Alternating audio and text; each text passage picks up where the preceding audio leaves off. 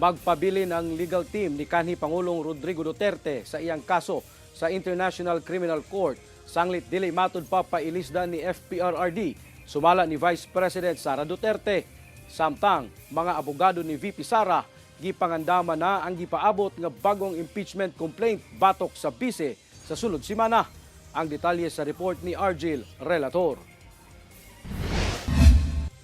Wala matud pay plano nga ilisdan ni kanhi Pangulong Rodrigo Duterte ang iyang legal team nga gipanguluhan ni Attorney Nicholas Kaufman.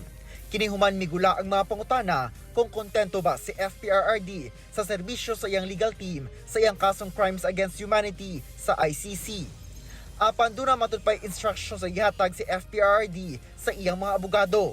Wala na gibutyag kung unsa ang instructions. Sabi ko, exactly kung ano yung tanong ninyo, gusto mo ba palitan at hindi ka ba satisfied? Sabi niya, hindi palitan. Pero meron siyang mga instructions na ibinigay kabahin sa legal team. Samtang nagpaabot si VP Sara sa iyang pasalamat sa Ginoo, sa mga abogado ug sa mga Pilipino nga mituo ug misalig kaniya.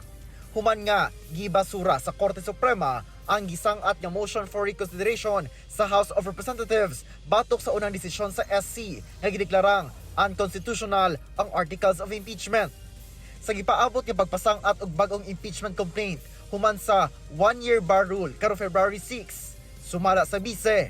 Yung mga lawyers, they've been preparing, or they were hired as early as fourth quarter of 2023, the moment that one of the members of the House of Representatives announced that they will file a case against me.